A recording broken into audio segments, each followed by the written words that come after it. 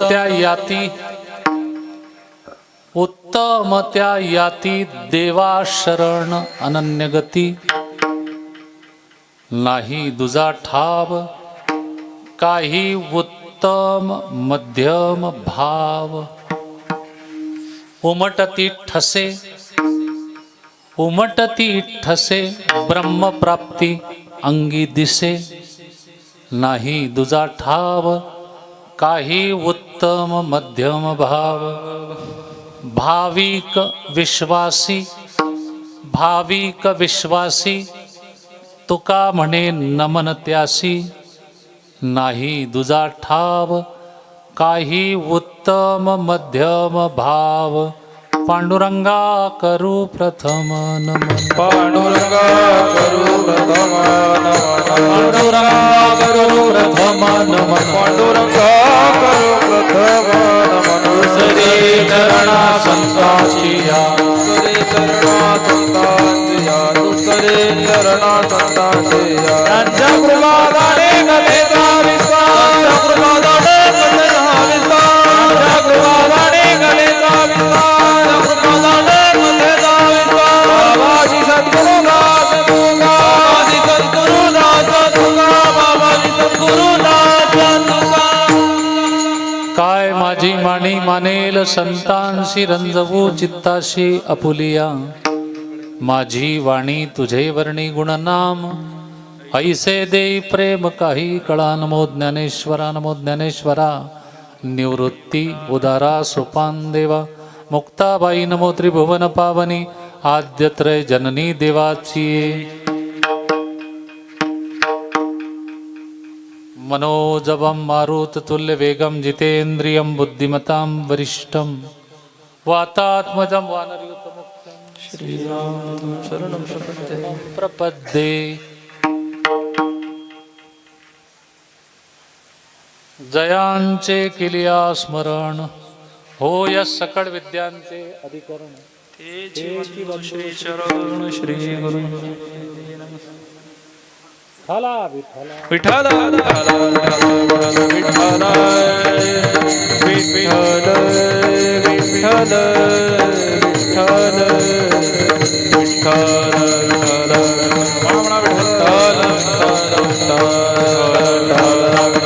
विठ्ठल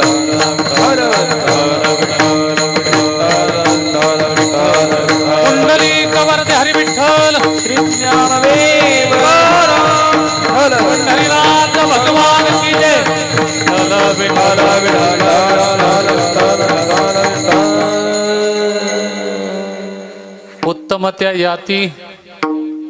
उत्तम त्या याती देवा शरण अनन्यगती नाही दुजा ठाव काही उत्तम मध्यम भाव प्रस्तुत प्राप्त प्रसंगी आपल्या श्री क्षेत्र दाताळा या ठिकाणी असलेलं पंढरीनाथ महाराज संस्थान दाताळा आणि समस्त गावकरी आणि या गावचं भजनी मंडळ यांच्या संयुक्त विद्यमाने या ठिकाणी प्रतिवर्षी चालत आलेला हा सप्ताह, त्यामध्ये ग्रंथराज ज्ञानेश्वरी पारायण, त्यानंतर संगीतमय श्रीमद भागवत कथा आदरणीय विदर्भ कन्या असलेली आमची तेजस्विनी ताई पाठक यांच्या अमृतवाणीमधून आपण श्रीमद भागवताची कथा श्रवण करीत आहात. आणि सप्ताहासाठी आमंत्रित केलेले गुणीजन गायनाचार्य ज्यांच्या कंठामध्ये सरस्वती आहे असा पंचपदीमध्येच भाव जाणवला, त्या आदरणीय हरिभक्तीपरायण आमचे कृष्णाजी महाराज जरारे, त्याचप्रमाणे वयाने लहान असतानाही तार सप्तकापर्यंत आवाज न थरथरता ज्यांनी या ठिकाणी सुंदर असं गायन केलं ते आदरणीय हरिभक्तीपरायण राम महाराज राजपूत. आणि मूर्ती लहान पण कीर्ती महान आमचे वैभव दादा सुरोसे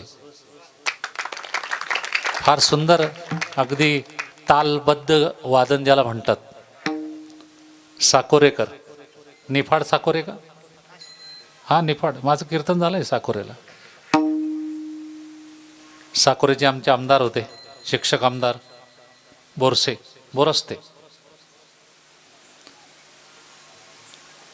तर असं सुंदर मेळ जमवलाय आणि विशेष धन्यवाद. आणि माझ्याकडून प्राईज ज्यांना मिळणार आहे बक्षीस, ते तुकोबारायांचे 14 टाळकरी. 14च भरता का बाबर मोजा? 3 3 6 7 8 9 10 11 12 13 14. वा, तुकोबारायचे 14 टाळकरी. आपल्या गावचं भजनी मंडळ, परिसरातून आलेले सगळे भजनी मंडळ, या सप्ताहाचे समस्त विश्वस्त कार्यकर्ते, ज्यांच्या प्रेरणेने हा सप्ताह सुरू आहे, त्यांची ओळख आपल्या परिसराला होऊ शकली नाही. ते वैकुंठवासी परमपूज्य वेदशास्त्र संपन्न हरिभाऊ दाताळकर यांचं खरं महत्त्व जर जाणून घ्यायचं असेल तर जालन्यापासून पुढं जा, थेट आळंदी आणि पंढरपूरपर्यंत. असं कुठला जिल्हा नाही, तालुका नाही की त्या तालुक्यात हरिभाऊ दाताळकरांचं कार्य नाही, त्यांचे शिष्य परिवार नाही. असं व्यक्तिमत्वाची खऱ्या अर्थाने जन्मस्थान हे गाव आहे. त्यामुळे इथला सप्ताह अविरतपणे, अखंडपणे, कितीही अडचणी आल्या तरी सुरू राहील, याचा आम्हाला आत्मविश्वास आहे. आणि स्वामीजी हरिचैतन्य स्वामी यांचंही या ठिकाणी खूप मोठं मार्गदर्शन या सप्ताहाला आहे. आज माझं परम भाग्य आहे की आपण तर दाताळकर सगळे बऱ्याचदा माझे कीर्तन ऐकायला येतात, पण आज विशेष रूपाने मलकापूरून या ठिकाणी महाराष्ट्रातील अत्यंत सुप्रसिद्ध कायदेतज्ञ वकील साहेब मोरे साहेब या ठिकाणी उपस्थित झाले. त्यांना, तुम्हा सगळ्यांना, गायक वृंदाला, वादकांना, सप्ताच्या विश्वस्तांना विनम्र भावाने मी अभिवादन करतो आणि सेवेला प्रारंभ करतो. विठ्ठल विठ्ठल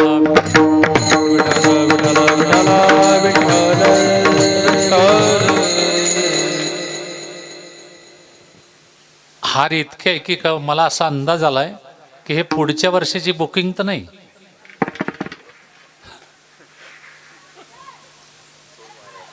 हारांचं ओझं कुणाला होते हे मी अनेकदा कीर्तनातून सांगितलेलं आहे की महाराजांच्या गळ्यामध्ये जो हार आहे तो कीर्तनकार महाराजांच्या कीर्तनासाठी नाही आहे.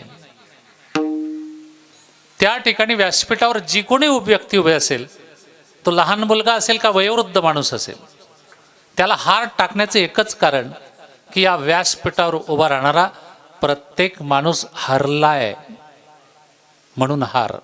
विठ्ठल विठ्ठल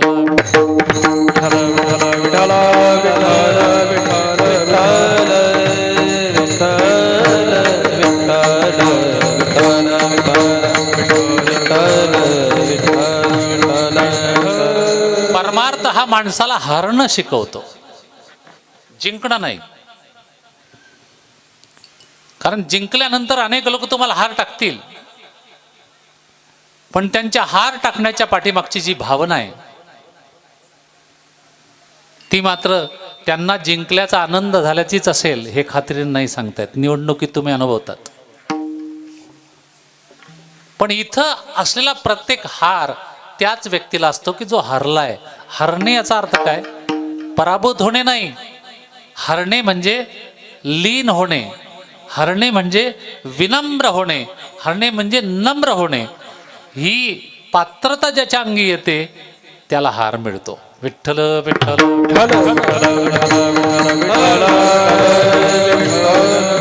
आजच्या कीर्तन रूपी सेवेकरता जो अभंग मी निवडलाय तो विश्वविख्यात जगतवंदनीय वारकरी संप्रदायाचे कळस, शब्द ब्रह्म, पंचम वेद, वैराग्य मूर्ती जगद्गुरु संत तुकाराम महाराजांचा 4 चरणांचा. या विश्वामध्ये उत्तम कोण आहे, उत्तम कोणाला म्हणावं किंवा श्रेष्ठ कोणाला म्हणावं किंवा चांगलं कोणाला म्हणावं याची लक्षणं सांगणारा आजचा अभंग आहे. विठ्ठल विठ्ठल विठ्ठल विठ्ठल विठ्ठल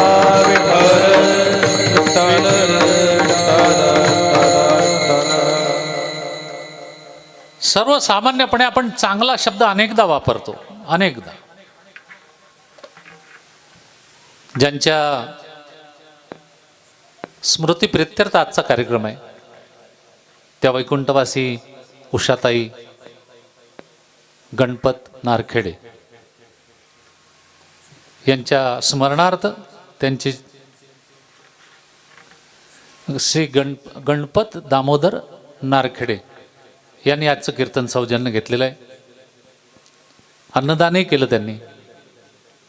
जो अन्नदान करतो, जो कथा कीर्तनाचा नियोजन करतो, ठेवतो कथा कीर्तन, ऐकतो, त्याला चांगलंच म्हणावं लागेल. परंतु पाश्चिमात्य तत्वज्ञानामध्ये एक मूर नावाचा तत्ववेत्ता होऊन गेला, त्याचं नाव मूर. त्याने चांगल्या शब्दावरती 1000 पानांचा थेसिस लिहिलेला आहे, प्रबंध, आणि त्याच्यावर त्याने PhD मिळवलेली आहे. चांगला. पण शेवटी निष्कर्ष काढत असताना त्या प्रबंधात त्याने वापरलंय की चांगला या शब्दाची व्याख्या करणं अत्यंत कठीण आहे. हे त्याचं कन्क्लुजन आहे. 1000 पानं ज्यांनी चांगल्या शब्दावरती चिंतन केलं त्याचं मत आहे की चांगला शब्दाची व्याख्याच करता येत नाही. पण आमचे संत, आमचं भारतीय तत्वज्ञान, आमचं वारकरी पंथाचं तत्वज्ञान त्याच्याही पुढं गेलं आणि त्यांनी चांगलं कोणाला म्हणावं याची काही लक्षणं केली.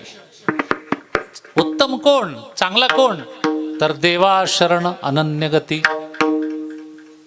जो देवाला अनन्य गतीने शरण जातो त्याला उत्तम म्हणता येईल. हे पहिलं लक्षण आहे. दुसरं लक्षण सांगितलं, नाही दुजा ठाव काही उत्तम मध्यम भाव.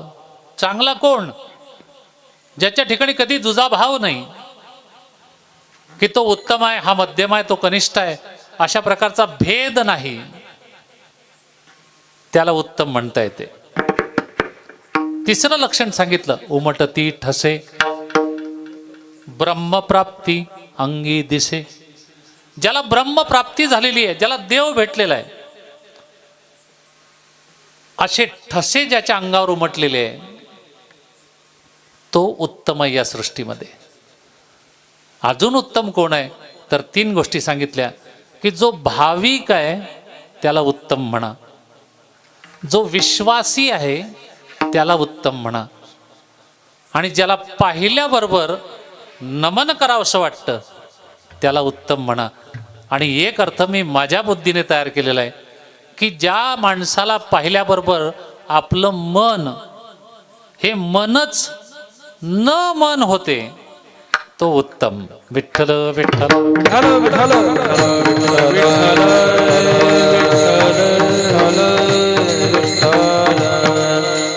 अतिशय सुंदर आणि पवित्र असा पर्व काळ आहे आणि प्रचंड संख्येने आपण या ठिकाणी रोज ज्ञानेश्वरी पारायण करीत आहात, कथा ऐकत आहात आणि रात्रीच्या वेळेला कीर्तन. आनंद आहे, कारण या मंडपाच्या आत जे काही होतं ते आपल्याला आनंद देणारं असतं, नवे नवे आपल्या जीवनाचं कल्याण करणारं असतं. हे या मंडपात आल्यानंतरच माणसाला कळतं. सांसारिक जीवनामध्ये जो घरावर मंडप घातलाय आपण स्लॅबच्या रूपाने, त्या मंडपात किती चांगल्या गोष्टी घडल्या तरी आनंद होईलच. दिस इज नॉट फेअर. त्याचं कारण आहे त्या मंडपामध्ये विषय विकारांचा प्रभाव आहे. संसार म्हटला तो किती स्टँडर्ड असू द्या तुमचा, तिथे विषय असतील, तिथे विकार असतील. संसारातले विषय कधीही आनंद देत नसतात माणसाला. पण परमार्थात आपला विषय व्हावा, परमार्थ हाच आपला विषय व्हावा. कारण विषय शब्दाचं स्वरूप इतकं मर्यादित नाही आहे, व्यापक आहे. विषय शब्द बनलाच मोठ्या अर्थाने आहे. सांगू आपल्याला, विषय शब्दामध्ये 3 अक्षर आहे. एक वि, दुसरा श, तिसरा य. वि हे जे अक्षर आहे ते कशाचं प्रतिनिधित्व आहे की आमचा जो देव आहे तो विश्वात्मक देव आहे. नुसत्या महाराष्ट्रापुरता, नुसत्या भारतापुरता, एका देशापुरता नाही, विश्वाचा देव आहे आमचा, विश्वात्मक देव. माऊलींनी बोलू नाही दाखवलं ज्ञानेश्वरीमध्ये, आता विश्वात्मके देवे. तो देव विश्वात्मक आहे. विषय शब्दातील श हे अक्षर हे भगवंताचे लक्षण किंवा गुण सांगणार आहे की आमचा परमात्मा कसा आहे, षटगुण संपन्न. यशस्वी, औदार्य, ज्ञान, वैराग्य, ऐश्वर्य, या 6 गुणांनी आमचा परमात्मा नटलेला आहे. आणि विषय शब्दातलं य हे अक्षर प्रतिनिधित्व याचं करते की आमचा परमात्मा कसा आहे, यत्र तत्र सर्वत्र. देव नटला नाना परी, देव नटला नाना परी, देव नटला नाना परी, देव नटला नाना परी, देव नटला नाना परी, देव नटला नाना परी, देव नटला नाना परी, देव नटला नाना परी. भरोनी मुरला चराचरी, भरोनी मुरला चराचरी, भरोनी मुरला चराचरी, भरोनी मुरला चराचरी. देव नटला नाना परी, देव नटला नाना परी, देव नटला नाना परी, देव नटला नाना परी. देव नटला नाना परी, देव नटला नाना परी, देव नटला नाना परी, देव नटला नाना परी. देव नटला नाना परी, भरोनी वरला चराचरी. आमचा परमात्मा हा यत्र तत्र सर्वत्र आहे.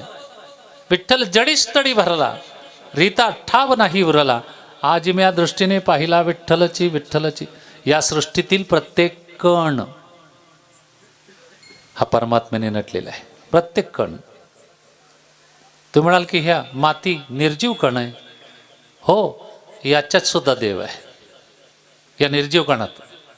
आणि या निर्जीव कणात जर देव नसता तर उगीच आमच्या जनाबाईच्या शेणाच्या गोवऱ्या विठ्ठल विठ्ठल म्हटल्या नसत्या. जनाबाईची निर्जीव शेणाची गोवरी जी निर्जीव कणांनी बनलेली आहे ती सुद्धा विठ्ठल विठ्ठल म्हणू लागली. याचा अर्थ काय की त्या कणात परमात्मा आहे. माझा एक सहकारी प्राध्यापक होता, मोरे साहेब. त्याचे शिक्षण माझ्याबरोबरच, तोही MSc MPhil. फक्त विषयाचा फरक होता. माझा मॅथमॅटिक्स विषय होता, त्याचा फिजिक्स होता. Group same. एक दिवस ऑफिसमध्ये बसला. मी म्हटलं आज सुट्टी मागायला आला असेल, मी प्रिन्सिपॉल होतो. म्हटलं या सर, काय आहे, काय अडचण आहे, किती दिवसाची सुट्टी पाहिजे. तो म्हणला नाही, सुट्टीसाठी नाही आलो. मग म्हटलं काय, म्हणजे थोडी चर्चा करायची तुमच्याशी. मला आनंद वाटला. म्हटलं चला, आपले प्राध्यापकही आपल्याशी चर्चा करू लागले. बोला म्हटलं, काय म्हणायचं तुम्हाला. काय नाही म्हणे, तुम्ही कंबर बांधून लोकांना सांगतात कीर्तनात की या सृष्टीतील प्रत्येक कणामध्ये परमात्मा आहे, निर्जीव कणात. हे कसं शक्य आहे हो. म्हणे महाराज, तुम्ही विज्ञान शिकलेले आहात आणि विज्ञान शिकलेल्या माणसाने तरी असं बोलू नये की प्रत्येक कणामध्ये परमात्मा आहे. म्हटलं तुला काही डाऊट आहे. हो म्हणे आहे, म्हणूनच तर आलो. म्हटलं तुझं काय मत आहे? म्हणे असूच शकत नाही, आणि असला तर तुम्ही सिद्ध करून दाखवा. मी म्हटलं हा विज्ञानाचा माणूस, मी बी विज्ञानाचा, याच्याशी विज्ञानाच्याच भाषेतून बोललेलं बरं, कारण याला अध्यात्म काय कळल. तर म्हटलं मित्रा, आता इथून गेल्यावर तू काय करणार आहेस? तर म्हणे मी वर्गावर जाऊन शिकवणार आहे. म्हटलं आजचा तुझं शिकवण्याचा काय विषय आहे? तर म्हणे ॲटॉमिक थिअरी, अणुसंरचना. म्हटलं वा, चांगला विषय सांगितला तू माझ्या मनातला. म्हटलं तुला माहीत आहे का अणू कशाला म्हणतात? अरे म्हणे महाराज मी MSc आहे. The smallest particle of a substance is called as an atom. पदार्थाचा जो लहानात लहान अतिसूक्ष्म डोळ्याने न दिसणारा कण आहे त्याला अणू म्हणतात. मग म्हटलं तुला हेही माहिती असेल की अणुबॉम्ब कसा तयार करतात? हो म्हणे माहीत आहे. अणूमध्ये असलेली बाइंडिंग एनर्जी रिलीज करून चेन रिॲक्शनद्वारे अणुबॉम्बची निर्मिती होते. तर म्हटलं मित्रा एक सांगू का तुला? म्हणे सांगा. म्हटलं मी एक विज्ञानाचा सिद्धांत वाचलेला आहे, अनुभवलेला आहे. तो सिद्धांत असा आहे विज्ञानाचा, energy cannot be produced nor be destroyed. शक्ती कधीच निर्माण होत नाही आणि तिला कोणी नाशही पाहू शकत नाही. शक्ती विज्ञान निर्माण करत नाही, प्रक्रिया करते फक्त त्याच्यावर. विज्ञान शक्तीला निर्माण करू शकत नाही, कोणीच करू शकत नाही. हा म्हटलं सिद्धांत जर असेल तर तुम्ही या अणूचा वापर करून जो अणुबॉम्ब तयार करता आणि त्या अणुबॉम्बमध्ये प्रचंड जी शक्ती आहे त्या शक्तीच्या जोरावर जगाला दादागिरी दाखवतात. एवढासा पाकिस्तान, महाराष्ट्र एवढाही नाही, पण सगळ्या जगामध्ये त्याची दहशत केवळ अणुबॉम्बमुळे. का? शक्तीच तितकी आहे त्या अणूमध्ये की देशचे देश उद्ध्वस्त होऊन जातील एकदा जर अणुबॉम्ब टाकला कोणी तर, कोणीच शिल्लक राहणार नाही.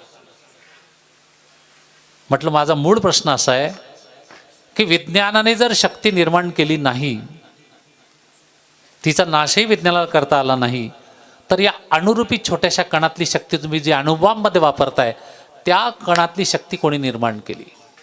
हा माझा प्रश्न आहे. त्याने 5-10 मिनिट विचार केला. तो म्हणला महाराज याचं उत्तर तर मला विज्ञानामध्ये कुठेच सापडलं नाही.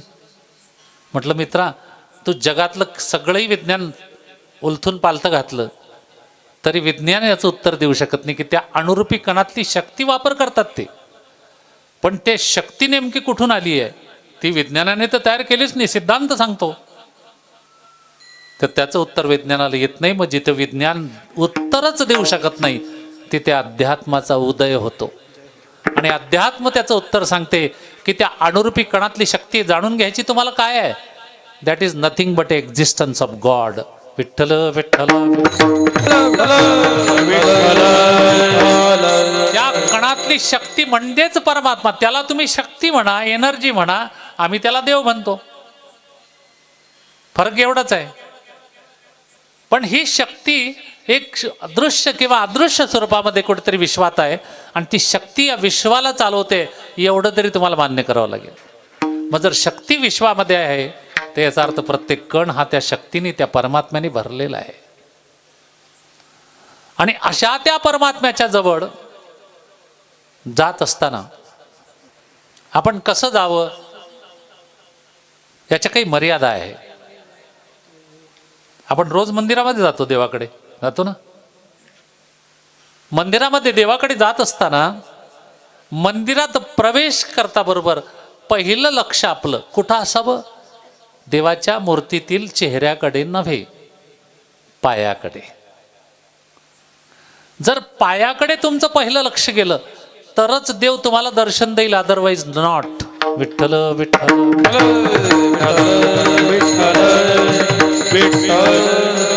चित्ती तुझे पाय डोळा रूपाचे ध्यान. चित्ती तुझे पाय डोळा रूपाचे ध्यान. अखंड मुखी नाम तुमचे वर्णावे गुण. अखंड मुखी तुमचे वर्णावे गुण. अखंड मुखी नाम तुमचे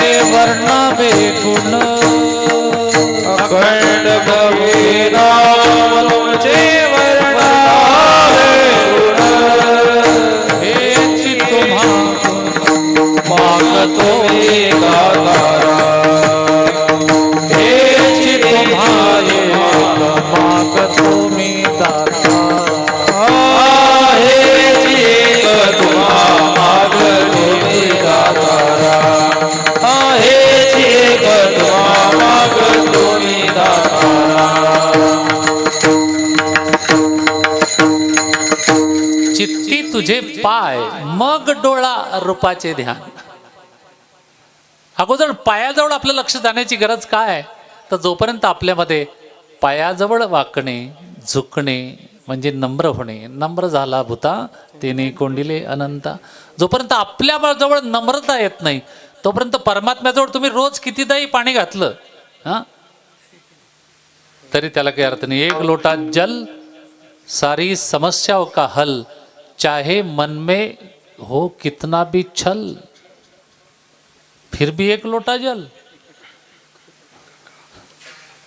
इतका भोळा नका समजू महादेवाला. महादेवाला इतका भोळा नका समजू की तुम्ही एक लोटा पाणी टाकल्यानंतर तो परमात्मा तुमच्याकडे पाहिल, इतकाही तो भोळा नाही आहे. पहिली गोष्ट तर तुम्ही महादेवाच्या मंदिरामध्ये गेल्यानंतर पिंडीजवळ बसतात आणि त्या पिंडीला वरून पाणी टाकून टाकून चोळून चोळून धुतात. ही पहिली चूक घडते तुमच्या हातून. जरा शिवपुराण वाचा. आमच्या सांगण्यावर नका विश्वास ठेवू. शिवपुराण 300-350 ग्रंथ मिळतो, तो घरी आणून वाचा. त्याच्यात स्पष्ट उल्लेख आहे शिवपुराणामध्ये की महादेवाची पिंड हे महादेवाचं लिंग आहे. आणि आमचा हिंदू धर्म सांगतो कोणत्याही लिंगाला स्त्री अथवा पुरुषाने स्पर्श करण्याचा अधिकार नाही, ते निषिद्ध आहे. पिंडीला स्पर्श करण्याचा अधिकार कोणालाच नाही. मग तो म्हणाल महाराज त्या पाणी कसं टाकायचं? वरून टाकायचं आणि त्याला हात लावायची काय गरज आहे? वरून टाका ना, अशी वरूनच धार लावलेली असते. हां, बेलाचं पान वरून टाका. मग तो म्हणाल दर्शन कसं घ्यायचं? शिवपुराणात सांगितलं दर्शन, नीट ऐका आता. पिंडीच्या समोर त्याचं वाहन आहे नंदीकेश्वर. त्या नंदीजवळ उभे राहा. नंदीला 2 शिंग आहे, त्यातल्या एका शिंगावर अंगठा ठेवा, दुसऱ्या शिंगावर हे शेजारचं बोट ठेवा. असं ठेवल्यानंतर मध्ये जे पोकळी आहे, गॅप आहे, त्या गॅपमधून पिंडीकडे पहा आणि मनात ओम नमः शिवाय म्हणा की शिव तुम्हाला दर्शन देईल. विठ्ठल विठ्ठल. हे शिवाचं दर्शन घेण्याची ओरिजिनल पद्धत आहे, शिवपुराणात सांगितलेली, बाकीचे नाही. मंत्र एकच आहे शिवाचा, त्याला म्हणतात ओम नमः शिवाय. श्री शिवाय नमस्तुभ्यम हा शिवाचा मंत्र नाही, ओम नमः शिवाय हाच मंत्र आहे. अर्थात तुम्ही श्री शिवाय नमस्तुभ्यम म्हटलं तर ते देवाला नमनच होतं, पण तो मंत्र नाही आहे, ते फक्त नमन म्हणून तुम्ही म्हणू शकतात. ग्रंथांमध्ये जे दिलेलं आहे त्या पद्धतीने आपण जर मार्गक्रमण केलं तर परमात्म्याच्या जवळ लवकर जाता येते माणसाला. मला विषय हा सांगायचा आपल्याला की परमात्मा व्यापक आहे, त्यामुळे त्याला व्यापकतेतूनच मिळवता येईल. आपलं काय झालं आहे, संसाराच्या ठिकाणी आपण परिच्छिन्न झालो आहे. वेदांताची भाषा ही व्यापकता वेगळी आणि परिच्छिन्नता वेगळी. परमात्म्याच्या जवळ जो जातो त्याला उत्तम म्हटलं जातं, श्रेष्ठ म्हटलं जातं किंवा चांगलं म्हटलं जातं. आता चांगला शब्द मला तुम्हाला सांगायचा आहे, त्याच्या आधी 2-3 शब्द मराठीतले मी आपल्याला सांगतो. पहिला शब्द आहे कृपा. किती चांगला शब्द आहे कृपा. कृपा कोणाची? देवाची असते. कृपा कोणाची? संतांची असते. कृपा कोणाची? आई वडिलांची असते. पण शेजारी माणूस बसला आपला, आपल्याजवळ पुडी आहे, त्याच्याजवळ चुना आहे, त्यांनी चुना दिला तर असं म्हणावं काय की कृपा झाली तुमची? म्हणजे कृपा शब्द तुम्ही चुकीच्या ठिकाणी वापरला म्हणून त्या शब्दाचा तो अवमान आहे. कृपा शब्द नाही लावता येणार चुना देणाऱ्याला. का वापरला? तर आपण परिच्छिन्नतेने त्याच्याकडे पाहतोय, कृपा शब्दाकडे, व्यापकतेने नाही. कीर्तन शब्द तसाच आहे. कीर्तन चांग कीर्तन चांग होय अंग हरी रूप होय अंग हरी रूप कीर्तन चांग होय अंग हरी रूप होय अंग हरी रूप कीर्तन चांग होय अंग हरिरूप. कीर्तन हे सामान्य विषय नाही. तुम्ही हरिरूप होऊ शकतात. ब्रह्मीभूत काया हो तसे कीर्तन. सामान्य गोष्ट नाही कीर्तन. पण कीर्तन सुद्धा आपण कुठेही अवमूल्यन करतो. एका घरी गेलो कीर्तन आटपल्यावर, काही काही लोकांना मोठा अट्टहास की महाराजांनी आपल्या घरी यावं, चहा पाणी घ्यावा. हां, आणि आम्हालाही टाळता येत नाही. जरी जायची घाई असली तरी काय हरकत नाही. गेलो एकाच्या घरी कीर्तनाला, चहा घ्यायला. कीर्तन संपल्यावर घरात गेल्यानंतर लहान लहान लेकरं झोपलेली. त्या बाईने काय केलं, त्या मुलांना एवढ्या झोपेतून उठवलं. लहान लहान लेकरं, हे उठा, महाराज आले, महाराज आले. त्यातला एक मुलगा जो होता तो फारच लहान होता. तो इतका रडायला लागला, त्याची झोपमोड झाली तर खूपच रडायला लागला. किती बाई काय बोलते, घरात कोण काय बोलते ऐकूच येईना, इतका जोरजोरात रडायला लागला मुलगा. त्या बाईला त्याची कीव नाही आली. ती त्या बाईने काय म्हटलं त्या मुलाला, हे बंद कर तुझं कीर्तन. तेव्हा मला कळलं की किरकिर करण्याला कीर्तन म्हणतात. विठ्ठल विठ्ठल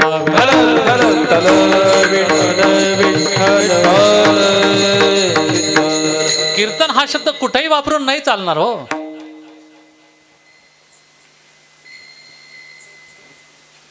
त्यामुळे शब्दाची किंमत तो तुम्ही कुठं वापरताय, कशासाठी वापरताय याच्यावरती अवलंबून असते. कशालाही चांगलं नाही म्हणतायत. आपलं दुसऱ्याला चांगलं म्हणणं हे परिच्छिन्न आहे वेदांताच्या भाषेमध्ये. त्यामुळे त्याची व्याख्याच नाही आहे. कशालाही चांगलं म्हणू शकतो आपण, कशालाही. आणि त्याच्याही पुढे काही पालुपद लावतात लोक, विशेषणं लावतात. मंडप काय चांगला आहे बा असं म्हणायला पाहिजे की नाही. आणि खरंच चांगलं आहे. दाताळ्यावाल्यांनी मंडप खूप सुंदर बांधलाय. वा, हॅट्स अप टू यू. चांगला म्हणावं की नाही. मंडप चांगला आहे. मंडप भयंकर चांगला आहे बा. काय म्हटलं, मंडप भयंकर चांगला आहे बा. आता भयंकर न चांगला हे शब्द जुळता का. आता आमचे सहकारी मुख्याध्यापक साहेब बसलेले, देशमुख साहेब. भयंकर आणि चांगला शब्द जुळतो काय बरं. हा, पण आपण कुठं काही बी लावून देतो, कोणताही शब्द. मराठी भाषेमध्ये हे जे शब्द बनले याला प्रत्येक वेळेला खूप किंमत आहे. प्रत्येक शब्दाला किंमत आहे. पण ती किंमत आपण जाणली नाही. चुकीच्या ठिकाणी चुकीचा शब्द वापरला, त्याला चुकीचं विशेषण लावलं तर त्या शब्दाचा अर्थ बदलून जातो. कारण आपलं व्यवहारामध्ये चांगलं म्हणणं हे परिच्छिन्न आहे. त्याची व्याख्याच नाही आहे. कशालाही चांगलं कोणी काही म्हणू शकते. पण परमार्थामध्ये तसं नाही आहे. काही साधक तुकोबारायांच्याकडे गेले आणि तुकोबारायांना विचारलं की म्हणे तुकोबारा, संसारात आम्ही ज्याला चांगलं म्हणतो तुम्ही म्हणता ते परिच्छिन्न आहे, ते चांगलं नाही. ही वेदांताची भाषा आम्हाला कळत नाही. मग नेमकं चांगलं म्हणावं तरी कोणाला, श्रेष्ठ म्हणावं तरी कोणाला, उत्तम म्हणावं तरी कोणाला. तुकोबाराय म्हणतात की उत्तमाचं पहिलं लक्षण आजच्या अभंगाच्या पहिल्या उत्तम त्यायाती, उत्तम त्यायाती,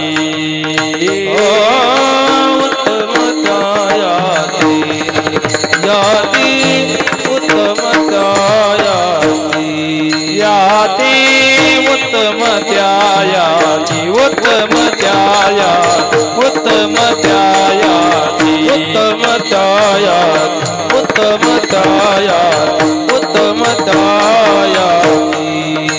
हो देवा शरण अनन्य गती, देवा शरण अनन्य गती,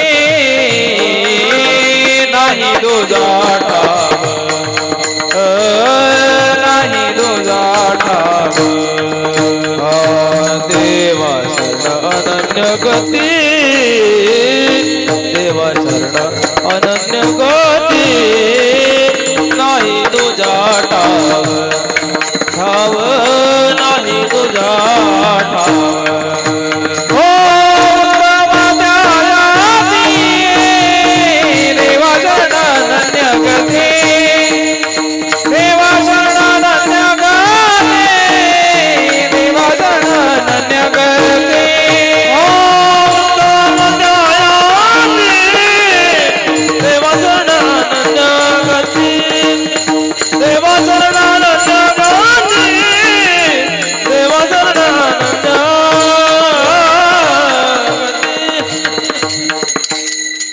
उत्तमत्या याती देवा शरण अनन्यगती.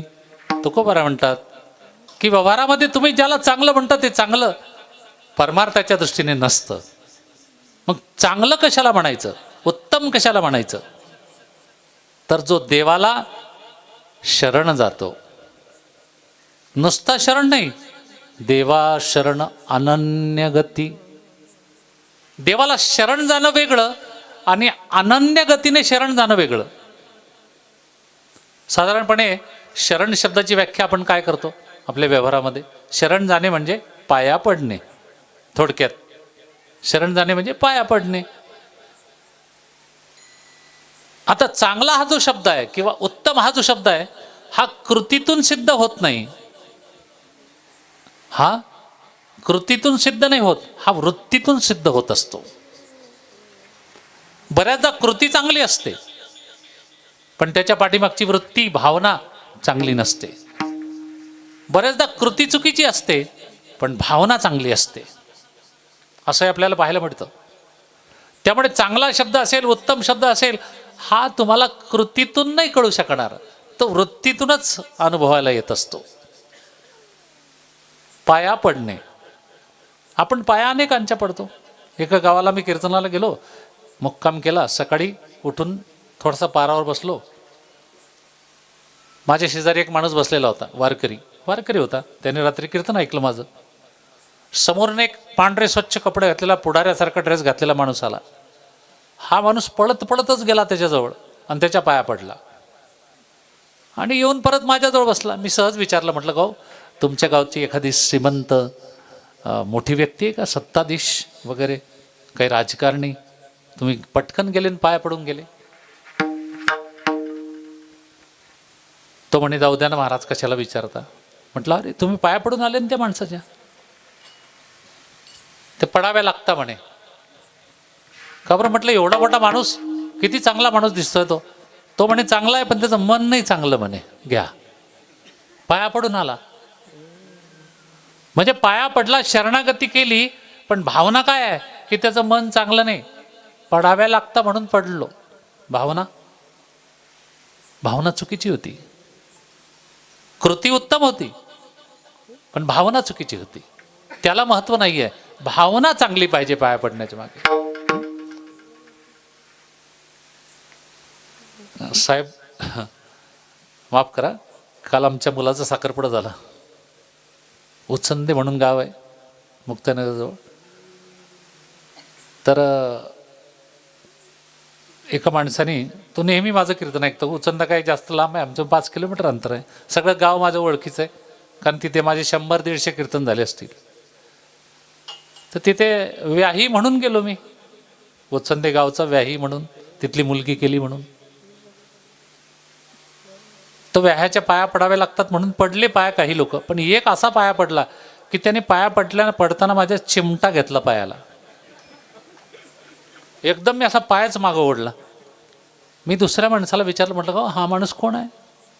अरे मी व्याही आहे तुमचा बनणारा, आणि याने चिमटा घेतला म्हणे महाराज, तो सगळ्यांचे चिमटे घेतो, त्याला सवयच आहे म्हणे ती.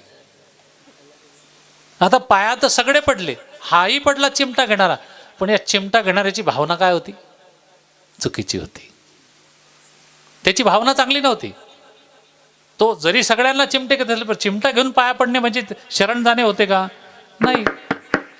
शरणा, म्हणूनच अनन्य गती हा शब्द पुढे वापरला तुकोबारायांनी, की देवाला शरण अनेक लोक जातात. ज्यावेळेला आपल्या जीवनामध्ये एखादं संकट येतं, दुःख येते, त्यावेळेला देवाचाच आधार घ्यावा लागतो ना. देवाकडे आपण शरणागती स्वीकारतो. पण ती शरणागती स्वीकारत असताना आपली भावना काय आहे, आपली वृत्ती काय आहे, याच्यावरती आपली शरणागती स्वीकारायची की नाही हे देव ठरवत असतो. म्हणून कशाला बी उत्तम नाही म्हणता येणार. नुसता शरण गेला म्हणजे उत्तम झाला असा अर्थ होत नाही. पण अनन्य गतीने गेला असेल तर ही अनन्य गती म्हणजे नेमकं काय? तर वेदांतामध्ये याचं खूप मोठं चिंतन आहे. एवढा मोठा वेदांत सांगून मी तुम्हाला तुमच्या डोक्यावरून जाऊ देणार नाही. पण त्यातले काही शब्द मला नाईलाजास्त वापरावे लागतील. की अनन्य गती याचा पहिला अर्थ आहे की तुम्ही देवाला शरण जाताना निरपेक्ष भावनेने जा. निरपेक्षता. दुसरं लक्षण सांगितलं, निर्द्वंद्वता. निर्द्वंद्व असावं माणसाने. कुठल्याही प्रकारचा द्वंद्व आपल्या मनामध्ये राहता कामा नये. तिसरं अनन्यता. अनन्यता म्हणजे काय? एक धरीला चित्ती आम्ही रुखमाईचा पती. अनन्य म्हणजे एकाच देवाशी एकनिष्ठ असणे. आपलं तर रोज देव बदलतो. सोमवार आला महादेव, मंगळवार आला देवी, बुधवार आला पांडुरंग, गुरुवार आला निघालो घेऊन दत्ताची पालखी. रोज देव बदलतो आपला. म्हणजे आपली शरणागती देवाकडे अनन्य गतीने नाही आहे. आपल्याला रोज वेगळा वेगळा देव लागतोय. एक धरीला चित्ती, एक गाव आम्ही विठोबाचे नाम. एक गाव आम्ही विठोबाचे नाम. एक गाव आम्ही विठोबाचे नाम. एक गाव आम्ही विठोबाचे नाम. आणि काचे काम नाही आता, आणि काचे काम नाही आता, आणि काचे काम नाही आता. मोडोनिया वाटा सूक्ष्म दुस्तर.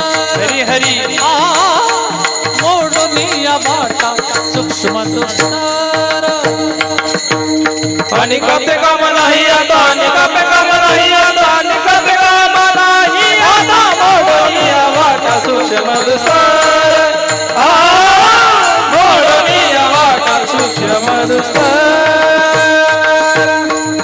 अनन्यता याचा अर्थ एकाच ठिकाणी एक धरीला चित्ती आम्ही रुक्माईचा पती. एका देवाला शरण गेले ना बस, तो सगळ्या देवांचा देव आहे. बढिया माझा पंढरीराव, तो हा देवांचा हे देव. मग तुम्हाला वेगळ्या देवाकडे शरणागती स्वीकारण्याची गरज नाही. एकदा विठोबाला तुम्ही शरण आले की सगळ्या देवांना शरण गेल्याचं सार्थक आहे. कारण तो देवांचा देव आहे.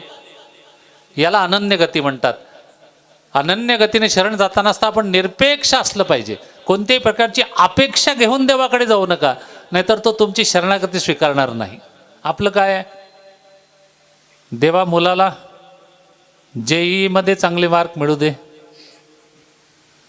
देवा मुलीला चांगला वर मिळू दे. देवा मला मुलगा होऊ दे. देवा माझा मुलगा अभ्यास न करता मी बेलाचं पान चिटकवून त्याला मेरिटमध्ये येऊ दे. वा, अरे मी हजारो पेपर तपासले, प्रिन्सिपॉल होतो मॅथमॅटिक्सचे. एवढे अभ्यास केलेली मुलंही मेरिटमध्ये येत नाही, आणि बेलाचं पान पिंडीला चिटकवून तो मेरिटमध्ये यावा. हे आमच्यासारख्या महाराजांनी तुम्हाला सांगावं, तुम्ही बी ऐकावं आणि त्याच्यावर विश्वास ठेवावा. What this nonsense. हे कसं शक्य आहे? रात्रंदिवस जी मुलं अभ्यास करतात त्यांना मेरिट नाही हो, आणि बेलाचं पान त्या पिंडीला चिटकवलं की तुमचा मुलगा पहिला येईल. हे कसं? तुम्ही याच्यावर विश्वास कसा ठेवता? हे शक्य तरी आहे का? निरपेक्ष भावनेने आपण परमात्म्याकडे गेलं पाहिजे की देवा ठेविले अनंते तैसेची राहावे, चित्ती असू द्यावे समाधान. देवा तू जसं ठेवशील त्याच्यात मी समाधानी आहे. मी तुला शरण आलो आहे. माझी कोणती अपेक्षा नाही देवा तुझ्याकडून. कधीही मरण आण मला, मी तयार आहे. मी तर नेहमी कीर्तनात सांगतो साहेब की मरण तर तुम्हाला येणार आहे, मला येणार आहे, सगळ्यांना येणार आहे. इथं कोणी राहायला आलेलं नाही. पण देवानी मला मरण देताना मी विनंती करतोय वारंवार देवाला की देवा मरण दे, पण कीर्तन करता करताच दे. अन्य कुठल्याही ठिकाणी मला मरण देऊ नको, कसंही दे, पण कीर्तन करता करता. मागणं आहे देवाकडे. देवाला पटलं तर तो देईल, नाही पटलं तर आजार होऊन जाईल, काहीतरी होणारच आहे. निरपेक्ष भावनेने ज्यावेळेला तुम्ही भगवंताला शरण जातात त्याला म्हणतात अनन्य गती. ज्यावेळेला तुम्ही निर्द्वंद्व होतात, कोणतंही द्वंद्व शिल्लक राहिलं नाही मनात, कोणाच्याही बद्दलचं द्वंद्व नाही, द्वैत नाही, अद्वैत स्थितीला तुम्ही आलात तर तुम्ही अनन्य गतीने शरण गेलात. बरं का? तुम्ही अनन्यता ठेवली देवाशी, एक देवावरती भाव ठेवला आणि त्यालाच शरण गेले. सगळ्या देवांना शरण गेल्याचं सार्थक त्या देवातून तुम्हाला मिळेल. तर ही आहे अनन्य गती. वारंवार आपल्याला या देवाचा नाही फरक पडला त्या देवाचा. आता तर देव सोडले, हेनरी शेंद्री दैवते भरपूर आहे. हां, कोणी आम्माकडे जातो, कोणी दादाकडे जातो, कोणी. अरे कशाला बाबा? एक सगळ्यांचा मालक तिथं बसलाय ना पंढरपुरामध्ये. पुंडलिकाच्या भावार्था गोकुळामुनी झाला येता. जो गोकुळातला कृष्ण आहे तोच हा विठोबा आहे. याला शरण गेले म्हणजे तुम्ही सगळ्या देवांना शरण गेल्याचं सार्थक आहे. त्या एकाच ठिकाणी अनन्य गतीने शरण जर गेले तर त्याला उत्तम म्हणतात. उत्तम एवढंच नाही तर देवाला शरण जाणे याचा अर्थ सर्वांगाने, नुसत्या एकाने सर्वांगाने देवाची साधना करणे. आता सर्वांग म्हणजे काय? साधना अनेक आहे देवाची. तपतीर्थ दान व्रत आचरण, तपतीर्थ दान व्रत आचरण, तपतीर्थ दान व्रत आचरण, तपतीर्थ दान व्रत आचरण.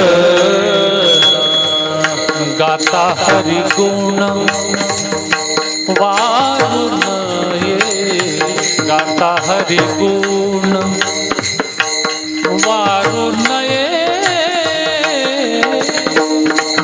कोटी कुळे त्यांची वाटुली पहाती, कोटी कुळे त्यांची वाटुली पहाती. गाता हरि गुण वारुण ये, गाता हरि गुण वारुण ये. कोटी कुळे त्यांची वाटुली पहाती, कोटी कुळे त्यांची वाटुली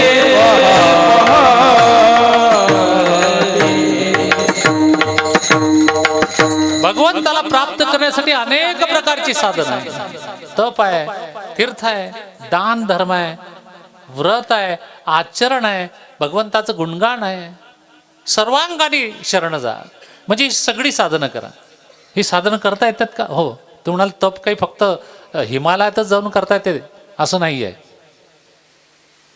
तुम्हाला घरच्या घरी तप करता येते. घरच्या घरी सांगू का तुम्हाला माता भगिनी? कराल का तुम्ही तप? होतं म्हणा. काही कठीण तप नाही सांगत आहे मी तुम्हाला, व्हेरी इझी. काय करायचं? तप सांगतो तुम्हाला. आपले मालक असतात ना, मालक, मालकच म्हणता ना. हा, मालकच म्हणता ना. हा, म्हणत जा, मालकच म्हणत जा. कारण आम्ही आता कीर्तनाला फिरतो तो गावोगावी वेगळे शब्द ऐकायला मिळतात साहेब. हां, आम्ही गेलो घाईघाईत की त्या घरातल्या बाईला असं होते की महाराज आले, महाराज आले, मालकाला बोलवावं. तर ती मालक म्हणून नाही हाक मारत, अय इकडे या, अय अय कोणाचं नाव आहे? अय मालक म्हणत जा. मालक, मालक जर म्हटलं ना तुम्ही तर तुमचा किती फायदा सांगू. तुम्ही मालकीण व्हाल, मालकीण. जो कृष्ण परमात्म्याने तुम्हाला अधिकार दिला. अहो, गाई चारायला कोण गेलं होतं? पेंद्या, सुदामा, वैजा, वाकुड्या, नाऱ्या, इठ्या, गोंद्या, मधुमंगल वगैरे वगैरे वगैरे. गाईचं दूध काढायला कोणाला पाठवलं देवाने? आम्हालाच. आणि ते दूध विकून, लोणी विकून, ते विकायला कोणाला पाठवलं तुम्हाला? तुम्हाला. कुठं? मथुरेला. मग विकल्यावर पैसे कोणाने ताब्यात गेले? तुमच्या. मग ज्याच्यात पैसे ताब्यात पैसे तो खरा मालक आहे. कृष्ण परमात्माला माहित होतं की यांना मेहनत करू देऊ, पैसा यांच्या ताब्यात ठेवू. कारण यांच्या ताब्यात जर ठेवला तर रस्त्यात ढाबा लागल, हॉटेल लागल, क्लब लागल, पबजी लागल. तर ते घरी येता येता शिल्लक राहतील याची गॅरंटी नाही. पण तुमच्याकडे का विश्वास टाकलाय देवानी? तर देवाला माहित आहे की यांनी खर्च केलेच केले समजा तर जास्तीत जास्त काय करतील?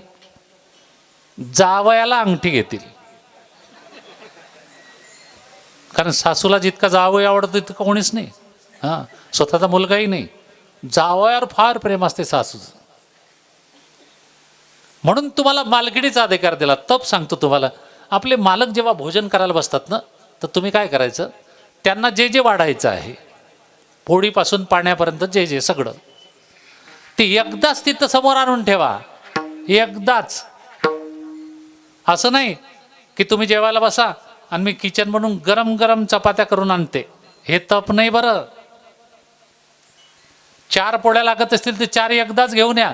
जेवढी भाजी त्यांना खायला लागते तेवढी भाजी एकदाच आणा. सगळं आणून ठेवा तिथं. आणल्यानंतर मालकाच्या समोर मालकिणीने बसावं आणि बसून त्यांना वाढावं. एवढंच तप आहे. जमेल तुम्हाला? पण या तपाची किंमत सांगू तुम्हाला. एक साधू बसला तपाला हिमालयामध्ये. 12 वर्ष तप केलं त्याने आणि आता तप संपून उठणार. इतक्यात काय झालं की एक बगडी बसलेली होती, एक पांढरा पक्षी बसला होता. त्या पक्षीने नेमकी विष्ठा टाकण्याची घात आणि याची उठण्याची घात एकच झाली. याच्या तोंडावरच विष्ठा पडली त्या पक्ष्याची. याने वर पाहिलं की कोणी टाकली, तर पाहता बरोबर तो पक्षी जडून खाक झाला. राग झाली तरी डायरेक्ट. साधू म्हणेकडे एवढी किंमत आहे ह्या तपाची की नुसतं पाहता बरोबर राख. तो म्हणेकडे हे तर चांगलं आहे. मग चला म्हणे आता गाव जाळायला. कलियुगातलाच तो आला गावात. मग म्हणे आता कुठं जायचं, पहिल्यांदा कोणाला जाळायचं? तर म्हणे माझ्या प्रभागात माझ्या विरोधात ज्याने फॉर्म भरला होता नगरपालिकेला, ग्रामपंचायतला, पहिला त्याचाच नंबर.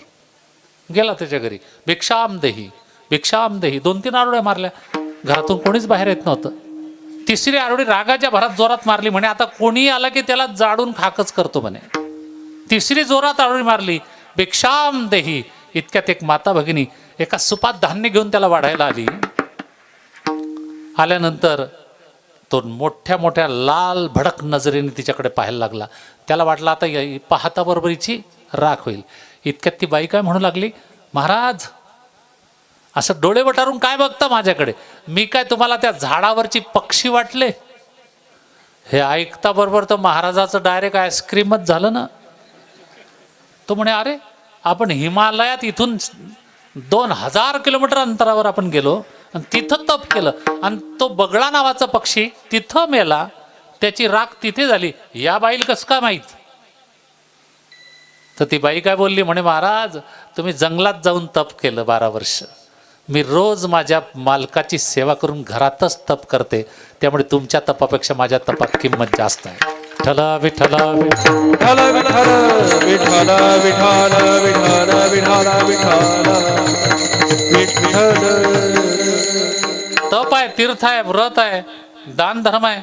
दान धर्म करावा माणसाने. ज्याची आर्थिक सुबत्ता चांगली आहे त्यांनी आर्थिक स्वरूपामध्ये या सप्ताहाला दान धर्म करावा. ज्याच्याकडे आर्थिक सुबत्ता नसेल त्याने अन्नदान करावं. ज्याला ते जमत नसेल त्याने वस्त्रदान करावं. ज्याला ते जमत नसेल त्याने सुवर्णदान करावं, सोनं. तुम्हाला महाराज तुमच्या फायद्याच्याच गोष्टी बोलू लागले. आता आमच्या फायद्याची का तुमच्या फायद्याची सांगू का? तुम्ही श्रीमद भागवत कथा ऐकताय. या कथेत एक अध्याय असा आहे की याच्यामध्ये असं कथा आलेली आहे की परीक्षिती राजाच्या राज्यामध्ये एकदा कली घुसला. कली माहीत पडता बरोबर की कली आलाय. परीक्षिती राजा चवताळून त्याच्या अंगावर धावून गेला आणि त्याला सांगितलं, ए तुला या आमच्या राज्यात जागा नाही. तो म्हणला मी विनवणी करतो तुम्हाला, कुठेतरी जागा तुम्ही म्हणाल तिथं मी राहीन. परीक्षित राजा दयाळू होता. परीक्षित राजा म्हणला ठीक आहे, तुला जागाच पाहिजे का? मग मी सांगेल तिथं राहावं लागेल. ठीक आहे म्हणे, तुम्ही सांगा. पहिली जागा सांगितली परीक्षित राजाने त्याला, जिथे जुगार चाललाय मटका, तिथं जाऊन राहा. गेला. गेल्यावर लगेच वापस आला. म्हणे का वापस आला? म्हणे बुवा ते लोक जुगार तिथंच खेळताना हारले की मारामाऱ्या करता. मग म्हणे दुसरी जागा सांगा. मग म्हणे जिथं लोक मदिरा पितात तिथं जाऊन बैस. हा तिथं गेला. तिथूनही लगेच वापस आला. म्हणे का वापस आला? अहो म्हणे ते लोक तिथंच पितात आणि तिथंच उलट्या करतात, मला बी उलट्या होऊ लागल्या. असं 6 जागा सांगितल्या, एकाही ठिकाणी तो राहिला नाही. शेवटी शेवटची विनंती केली.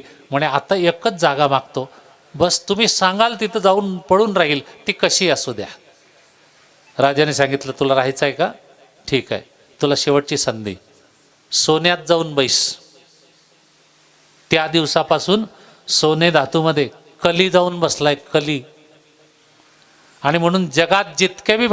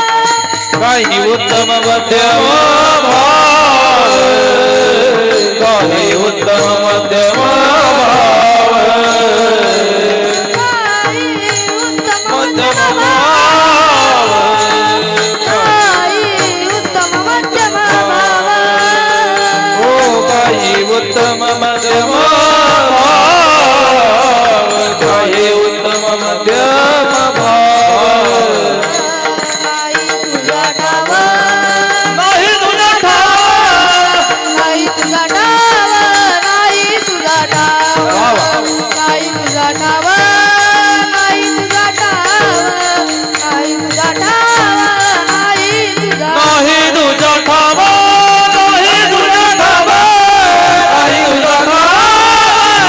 तुझा ठाव नाही तुझा ठाव नाही तुझा ठाव नाही तुझा ठाव नाही तुझा ठाव काही उत्तम मध्यम भाव. कधीही आपल्यामध्ये भेद असू नये, दुजा भाव असू नये. तो व्यवहार असो का परमार्थ असो, भेदाच्याही पलीकडे बरं का.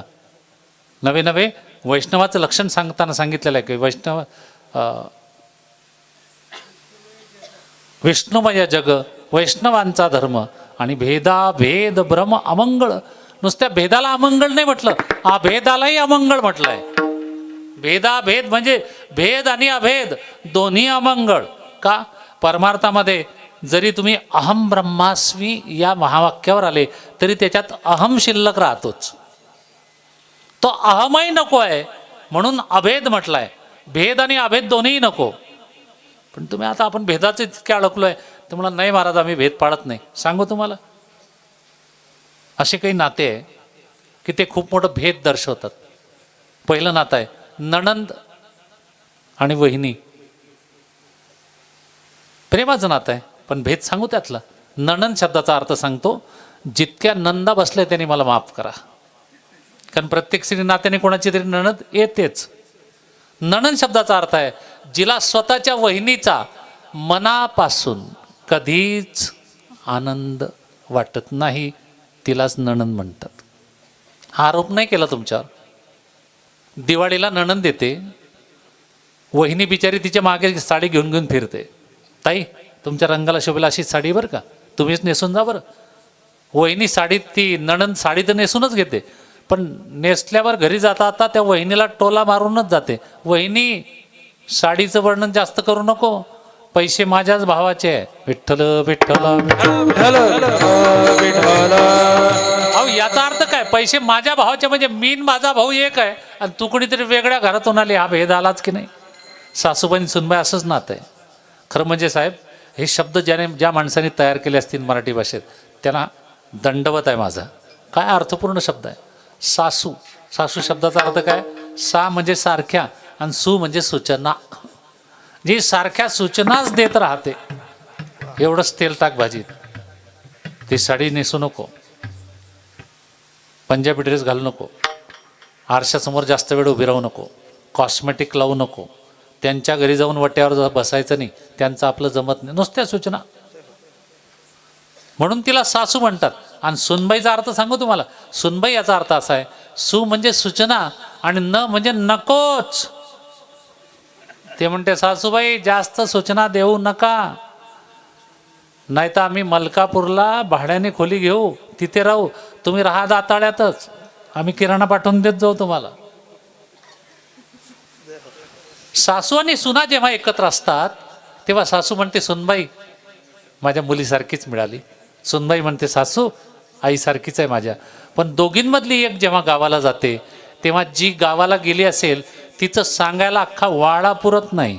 विठ्ठल विठ्ठल विठ्ठल विठ्ठल विठ्ठल. ही वस्तुस्थिती आहे, हे नाकारून चालणार नाही. आणि म्हणून फार मोठा भेद आहे. जरी सख्या आत्या घरी सून करून आणली असेल तुम्ही तरी भेद पाडला जातो. याच्यापेक्षा सोबत एखादी पंगत असते ना जेवणाची, त्या पंक्तीमध्ये तुम्ही जो तूप वाढणारा असतो, तूप त्याच्याकडे जरा बारकाईने लक्ष ठेवा गुरुजी. तो वाढणारा काय करतो माहिती आहे का? त्याच्या घरातला जर पंक्तीत बसलेला असेल तर त्याच्या पानावर त्याची तुपाची वाढी जास्त तिरपी होते. का बरं? त्याला काय कोणी सांगितलेलं आहे की तुझ्या घरातल्यांना जास्त तूप वाढ आणि बाकीच्यांना धुवाधारी आणि पंचाधारी, असं नाही सांगितलेलं असतं. पण ते शरीर जो आहे ना ते भेद पाडल्याशिवाय राहत नाही. या भेदातून तुम्ही अभेद आणि अभेदाच्याही पलीकडे ज्यावेळेला पोहोचाल तेव्हा तुम्हाला उत्तम म्हणता येईल. नाही तुझा ठाव काही उत्तम मध्यम भाव.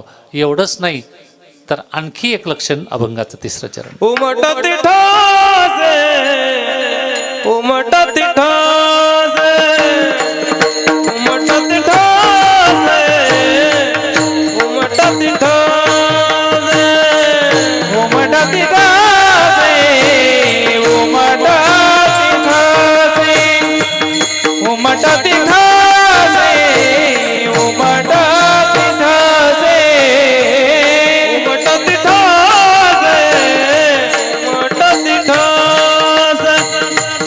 उमटत ठासे उमटत ठासे उमटत ठासे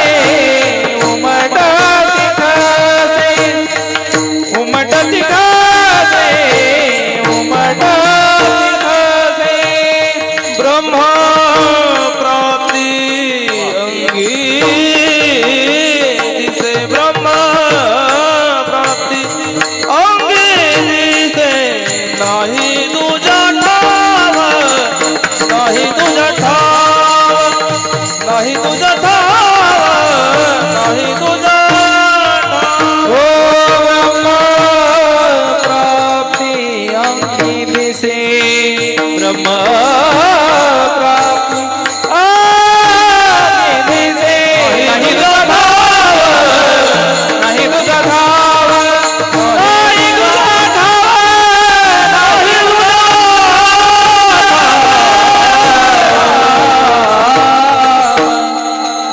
उमटती ठसे ब्रह्मप्राप्ती अंगी दिसे. तिसरं लक्षण उत्तमाचं सांगितलं तुकोबरायांनी की ज्याच्या अंगावरती ब्रह्मप्राप्तीचे ठसे उमटलेले आहे त्याला उत्तम म्हणा.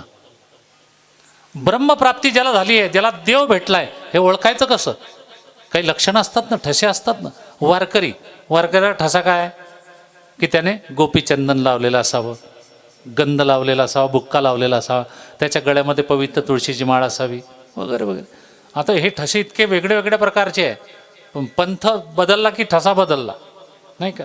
आणि आपल्याच पंथात ते तुम्ही जर पंढरपूरला आलात तर फळकरी जे असतात त्या फळकऱ्यांचे गंध लावण्याची पद्धत पहा तुम्ही आणि आपली गंध लावण्याची पद्धत पहा, खूप फरक आहे. हे ठसे वेगळे वेगळे असतात. तसं देव तुम्हाला भेटलाय याचे काही ठसे वेदांतांनी सांगितलेले आहे. पहिला ठसा आहे की ज्याला देव भेटलाय ते कसं ओळखावं, तर ज्याला देव भेटलाय तो अभिन्नता हा ठसा आहे त्याच्या अंगी. अभिन्नता म्हणजे काय, तर कुठेही भिन्न मानायचं नाही. जे भेटे भूत ते ते मानिजे भगवंत. समजा तुम्ही आळंदीच्या वारीला गेले, खूप मोठी गर्दी आहे आणि त्या गर्दीमध्ये तुम्हाला माऊलींचं दर्शन घेणं शक्य नाही आहे, तर काही लोक काय करतात, जे असली वारकरी येते ते माऊलीने जी भिंत चालवली त्या भिंतीजवळ जातात आणि त्या भिंतीचं दर्शन घेतात. आणि भिंतीचं दर्शन घेतल्यावर त्यांना असं समाधान होते की झालं आपलं माऊलींचं दर्शन, चला घरी. याला म्हणतात अभिन्नता.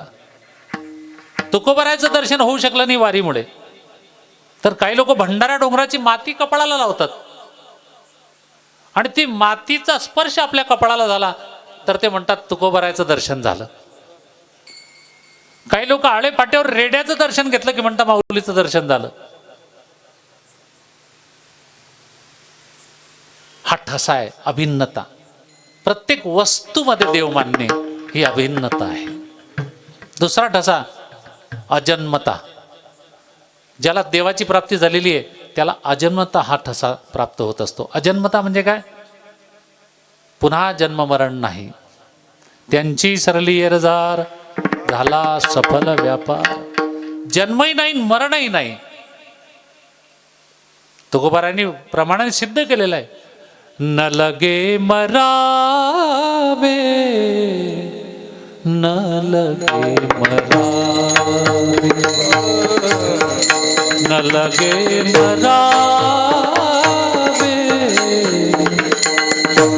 न लगे मरावे न लगे मरावे न लगे मरावे न लगे मरावे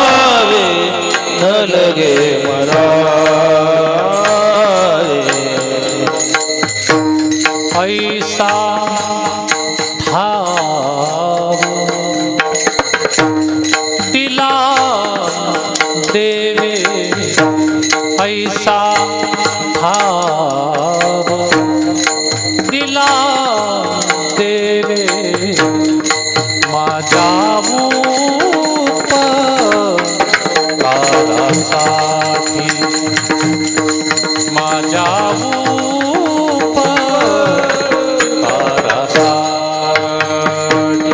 ऐसा दिला दे ऐसा ठाव मेला देवे माझ्या उपकारासाठी माझ्या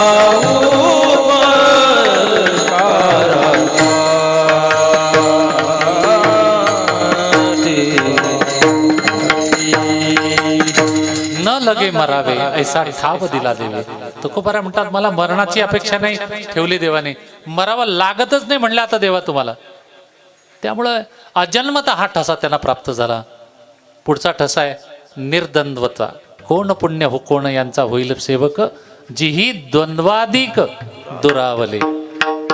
कोणतंही द्वंद्वही नाही, निर्द्वंद्वही शिल्लक राहिलं नाही, द्वैतही नाही ना अद्वैतही शिल्लक राहिलं नाही. हा एक ठसा आहे. आणि शेवटचा एक ठसा आहे आनंद रूपता. ज्याला देव भेटलाय समजून जायचं की याच्या जीवनामध्ये आनंदी आनंद आहे. कारण आनंद हा परमात्म्याचं स्वरूप आहे.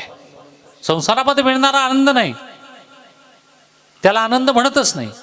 तर तात्कालिक घटना आहे ती. इकडे आनंद होतो ना इकडे लगेच दुःख होते. सुखस्य अंतरम दुःखम दुःखस्य अंतरम सुखम न नित्यम लभते सुखम न नित्यम लभते दुःखम.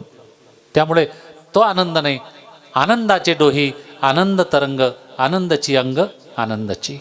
अशा प्रकारची अवस्था जेव्हा प्राप्त होते तर याचा अर्थ समजून जायचं की आपल्याला परमात्मा भेटलाय. आणि अजून एक सांगतात की ज्याच्या संसाराला चिरा पडला त्याला देव भेटलाय समजून जायचं. संसाराला चिरा पडणे म्हणजे काय? बरे झाले देवा निघाले दिवाळे, हे तुकोबाराचं जे लक्षण आहे ते देव भेटल्याचं लक्षण आहे.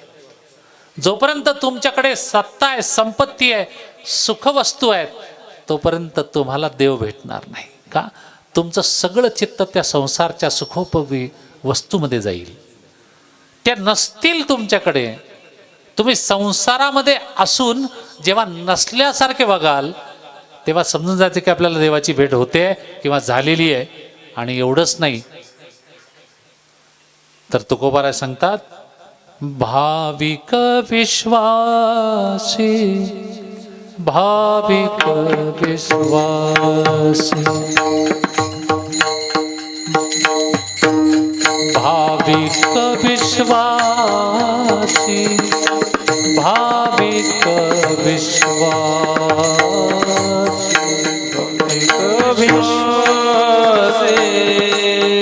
भाविक विश्वासी भाविक विश्वासी भाविक विश्वासी तुका म्हणे नमन त्यासी तुका म्हणे नमन त्यासी नाही तुझा ठाव नाही तुझा ठाव नाही तुझा ठाव नाही तुझा ठाव. काही उत्तम उत्तम मध्यम भाव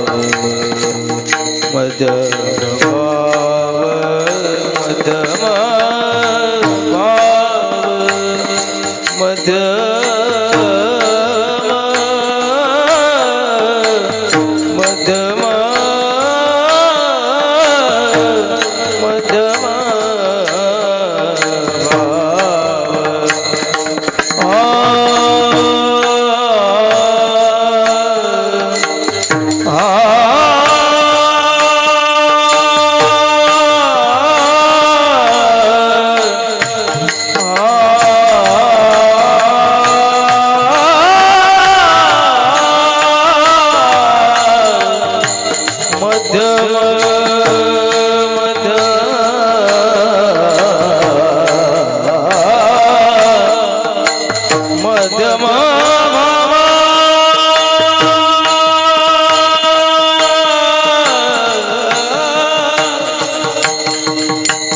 मध्यम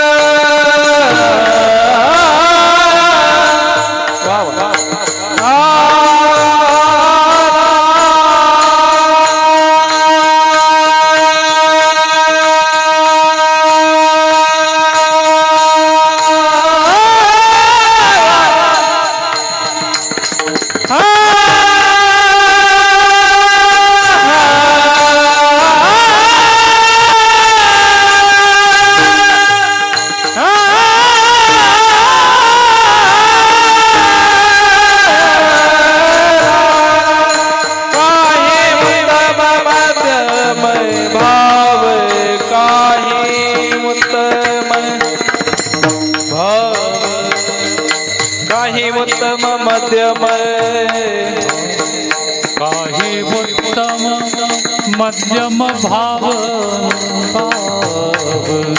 नाही तुझा ठाव नाही तुझा ठाव नाही तुझा ठाव नाही तुझा ठाव विठोबा रखुमाई जय विठोबा टाळी वाजवा टाळी वाजवा विठोबा रखुमाई जय विठोबा रखुमाई जय जय विठोबा रखुमाई विठोबा रखुमाई विठोबा रखुमाई विठोबा रखुमाई विठोबा रखुमाई विठोबा रखुमाई विठोबा रखुमाई विठोबा रखुमाई विठोबा रखुमाई उत्तमाची लक्षणं सांगत असताना शेवटच्या चरणामध्ये तुकोबाराय सांगतात की जो भाविक आहे त्याला उत्तम म्हणा. भाविक कोण? ज्याचा देवावरती भाव आहे. देवावरती भाव असणे म्हणजे काय? भाव शब्दाचे उपनिषदांनी 27 अर्थ सांगितले आहे, पण आपला वेळ संपत आला. 1-2 नुसते धावते सांगतो. भाव शब्दाचा पहिला अर्थ आहे मन. देवाला भाव अर्पण करणे म्हणजे आपलं मन अर्पण करणे. भाव शब्दाचा दुसरा अर्थ आहे विकार. आपल्यात जे विकार असतील ते देवाला अर्पण करणे म्हणजे भाव अर्पण करणे. भाव शब्दाचा तिसरा अर्थ आहे वृत्ती. आपली वृत्ती परमात्म्याला अर्पण करणे म्हणजे भाव अर्पण करणे. असे अनेक अर्थ सांगता येतील. तर ज्याने हे अर्पण केलं आहे तो का म्हणे प्राण करा देवासी अर्पण. अशा वृत्तीचा जो माणूस आहे त्याला भाविक म्हणतात, त्याला उत्तम म्हणा. विश्वासी कोण आहे? ज्याच्यावर जगाचा विश्वास आहे, ज्याच्यावर जगाचा विश्वास आहे त्याला विश्वासी म्हणतात. ज्याचा देवावर विश्वास आहे त्याला विश्वासी म्हणतात. आणि ज्याच्यावर देवाचा विश्वास आहे, सज्जन कसाई, कर्म मांस विकायचा, मांस पण देव त्याच्या तराजूत जाऊन बसू लागला. कर्म चुकीचं आहे, पण देवाचा इतका विश्वास आहे त्याच्यावर की हा जरी मांस विकतोय तरी हा त्याला स्पर्शही करणार नाही, त्याला स्पर्शही करणार नाही. हा माझा आहे. सज्जन कसा आहे. म्हणून माणसाने काही नाही वाचलं चालते. ज्ञानेश्वरी गाथा हे पुढचे ग्रंथ आहे. त्याच्या अगोदर तुम्हाला जर परमार्थ करायचा असेल तर भक्ती विजय नावाचा ग्रंथ वाचा. भक्ती विजयमध्ये सगळे संतांची चरित्र लिहिलेली आहे. ती चरित्र अभ्यासली की मग तुम्हाला ज्ञानेश्वरी कळेल, मग तुम्हाला गाथा कळेल. ती अगोदर चरित्र अभ्यासा. देवाचा ज्याच्यावर विश्वास आहे तो विश्वासी, आणि असा जर कोणावर असेल देवाचा विश्वास तर ते संत आहेत. म्हणून आतापर्यंत चारही जे चरणामध्ये आपण लक्षण सांगितले उत्तम शब्दाचे, ते संताला तंतोतंत लागू पडतात. म्हणून संताचं हे लक्षण आहे की ते देवाला अनन्य गतीने शरण जातात. संताचं हे लक्षण आहे की त्यांच्या ठिकाणी दुजाभाव ते कधी करत नाही. उचनीचे काही नेणे भगवंत तिष्ठे भाव भक्ती देखोनिया. संतांच्या ठिकाणी ब्रह्मप्राप्तीचे ठसे उमटलेले असतात. संत हे भाविक आहे, संत हे विश्वास पात्र आहे, आणि संत हे तुका म्हणे नमन त्यासी.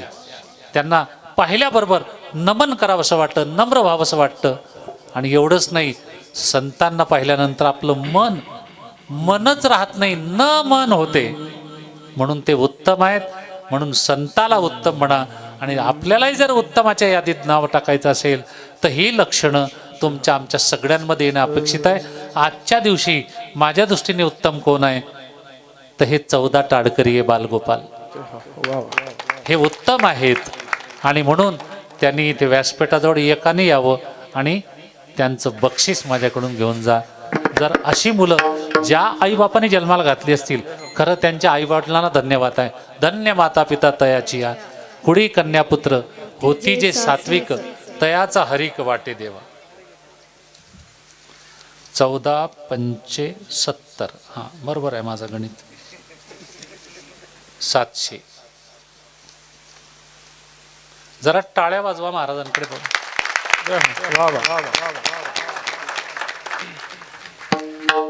या उत्तम शब्दाकडे तुम्हा आम्हाला सर्वांना जाता येतं. फक्त आपण अनन्य गतीने देवाला शरण जा. कुठलाही भेदभाव करू नका. ब्रह्मप्राप्तीचे ठसे आपल्या अंगावर उमटतील अशा प्रकारच्या साधना करा आणि भाविक व्हा, विश्वास पात्र व्हा, तर लोक तुम्हालाही नमन करतील. असा माझ्या बुद्धीप्रमाणे आणि माऊलींनी जशी सद्बुद्धी दिली, आईसाहेबांनी जशी सद्बुद्धी दिली, तसा भावार्थ मी मांडण्याचा प्रयत्न केला. या अभंगाचा भावार्थ असाच असेल असा माझा दावा नाही, माझ्या मतीने मांडण्याचा प्रयत्न केला आहे. संयोजकांचे, भजनी मंडळाचे ऋण व्यक्त करतो. विशेष ऋण आज मोरे साहेबांचे मानतो की त्यांच्या कामाच्या व्यस्ततेतून साहेबांनी वेळ काढला आणि मला शब्द दिला, महाराज मी तुमचं कीर्तन ऐकायला नक्की येईल. त्यामुळे तेही उत्तमाच्या यादीत बसले आहे. जरी पेशाने वकील असले तरी उत्तम आहेत. देशमुख सर पेशाने जरी शिक्षक असले तरी उत्तमाच्या यादीत बसले, कारण कीर्तन ऐकतात. आणि तुम्ही मायबाप सगळे एक इंचही इकडे तिकडे न हलता, लहान मुलंसुद्धा मुलीसुद्धा, तुम्हीही पिन ड्रॉप सायलेन्स कीर्तन ऐकलं, तुम्हीही उत्तमाच्या यादीत बसणारे आहेत. आणि त्यामुळं तुमच्या सगळ्यांना इथून मी विनम्र अभिवादन करतो. तुमच्या पायाची, प्रत्येकाच्या पायाची धूळ मी माझ्या कपाळी बुक्का म्हणून स्वीकारतो आणि सेवेला पूर्णविराम. ज्ञानेश्वर माऊली, ज्ञानराज माऊली, तुकारामेश्वर माऊली, ज्ञानराज माऊली, ज्ञानेश्वर माऊली, ज्ञानराज माऊली, तुकारामेश्वर माऊली. विठ्ठल जय जय बोली रे गुरे बेडी बापुडी उत्तरे माप राजा महाराज तुम्ही नाही विचारी अधिकार करा समाप राजा महाराज तुम्ही तुका म्हणे ज्ञानेश्वरा राखा पायापैकी करा समाप राजा महाराज तुम्ही ज्ञान देव तुकाराम, देव तुकाराम, तुकाराम तुकाराम, राम कृष्ण हरी जय जय राम कृष्ण. म्हणा म्हणा सर्वजण म्हणा, बोला हरी जय जय राम कृष्ण हरी जय जय राम कृष्ण हरी जय जय राम कृष्ण. कृष्ण हरी जय जय राम कृष्ण हरी जय जय राम कृष्ण हरी जय जय राम कृष्ण हरी जय जय राम कृष्ण हरी जय जय राम कृष्ण हरी जय जय राम कृष्ण हरी जय जय राम कृष्ण हरी जय जय राम कृष्ण हरी जय जय राम कृष्ण हरी जय जय राम कृष्ण हरी हरी हरी जय जय राम कृष्ण हरी जय जय राम कृष्ण हरी राम कृष्ण हरी जय जय राम